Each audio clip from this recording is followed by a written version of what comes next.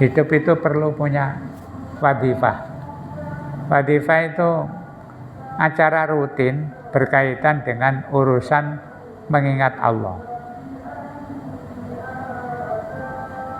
I'lam annan nadhirina binuril basirah. Ketahuilah bahwa orang-orang yang melihat dunia ini dengan nuril basirah. Nuril basirah itu penglihatan mata hati. Orang-orang yang sudah mendapatkan cahaya hatinya, itu kalau melihat sesuatu, alimu annahu la najata illa fi liqa'illahi ta'ala. Bahwa hidup itu tidak ada yang bisa selamat kecuali nanti bisa ketemu dengan Allah. Jadi kita ini di dunia itu katanya aman-aman selamat, itu belum tentu selamat. Dianggap selamat berhasil itu kalau nanti bisa ketemu dengan Allah secara baik. Wa annahu la sabila ilal liqa illa bi ayyamutal abdu muhibban lillahi ta'ala.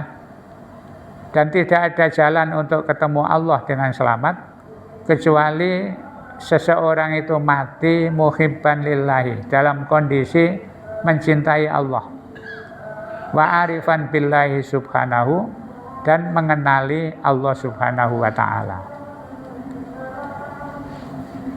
Ya caranya itu tadi, belajar sadar bahwa semua yang kita lakukan, semua yang terjadi dalam kehidupan itu selalu melibatkan Allah. Akhirnya kita sadar, sukses ya karena Allah, misalnya gagal juga karena di balik itu ada kebijakan Allah yang mungkin kita tidak tahu manfaatnya. Wa annal mahabbata wal unsa la taksulu illa min dawami dzikril mahbub. Dan tidak ada rasa cinta dan bahagia itu bisa tercapai illa min dawami dzikril mahbub, kecuali terus-menerus mengingat Allah yang dicintai. Wa anal ma'rifata bihi la taksulu illa bidawamil fikri fihi. Dan mengenal Allah itu tidak akan bisa sukses kecuali dilakukan secara terus-menerus berpikir tentang Allah. Berpikir tentang Allah itu maknanya fi sifatihi wa af'alihi. Orang mengenal Allah itu, ya pertama kita sadar bahwa Allah itu sebuah nama untuk mengungkapkan zat yang wajibul wujud. Dalam kehidupan kita ini ada zat yang wajib adanya, yang membuat kita ini ada, membuat kita ini bisa melakukan apa saja. Contohnya itu tadi, pokoknya sembarang kalir itu tidak pernah tidak melibatkan Allah. Caranya dengan melihat sifat-sifat Allah. Misalnya yang paling populer sifat Allah itu kan di Asmaul Husna. Allah itu sebuah nama untuk zat yang wajib adanya. Nah, Allah itu punya sifat misalnya Rahman, Rahim. Ya.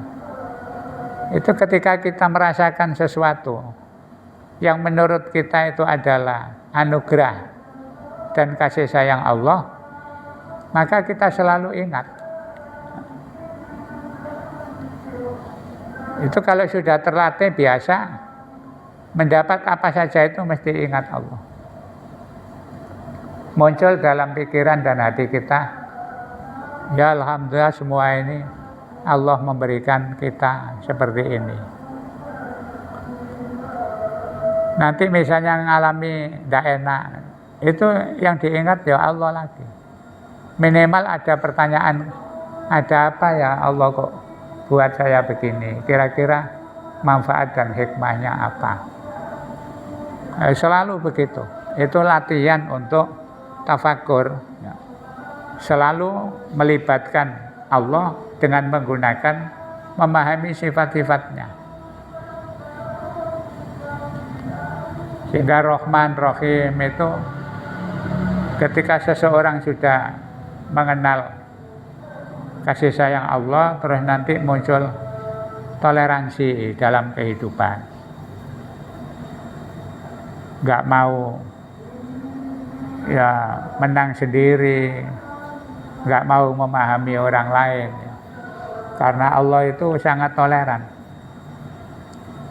Saking tolerannya, rahmat Allah itu tanpa pilih kasih.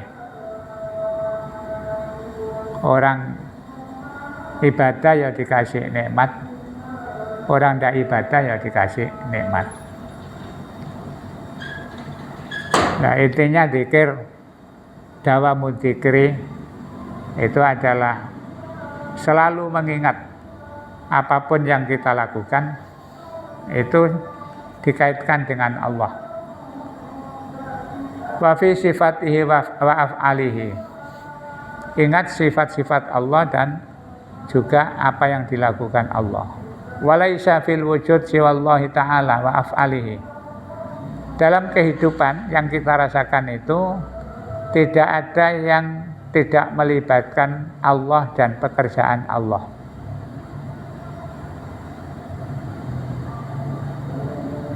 Maka orang-orang thariqat itu kadang-kadang kalau sudah masuk ke perjalanan agak lama, itu zikir yang mereka lakukan sudah tidak zikir jahar. Kalau masih ada orang zikir di thariqat dengan bersuara keras, itu baru lisannya latihan. Baca kalimat tauhid misalnya, la ilaha illallah sampai 1000 kali, terus begitu semangat, itu baru melatih mulutnya. Diharapkan dengan lisan yang selalu mengucapkan zikir itu, nanti hatinya terpengaruh. Nanti kalau sudah tahapan agak naik, maka zikirnya sudah hanya dengan tafakkur. Kelihatannya diam saja, tapi pikirannya itu mengingat Allah. Bahkan ada orang kelihatannya duduk tafakkur, bahkan sampai memejamkan mata, itu belum tentu ngantuk, karena dia ya membayangkan sifat-sifat dan apa itu ketentuan-ketentuan Allah di dalam dirinya. Wala yatayassara dawamu dzikri wal fikri illa biwada'id dunya wa syahwatiha. Dan tidak mudah orang melatih konsistensi zikir dan berpikir tentang Allah illa biwada'id dunya wa syahwatiha, kecuali secara perlahan berusaha meninggalkan kesenangan dunia. Wal ijtiza minha biqadril bulghati wad darurati. Jadi boleh memikirkan dunia itu hanya sekedar untuk memenuhi bekal hidup. Yaitu tadi butuh makan misalnya, supaya ada kekuatan, ada kesehatan.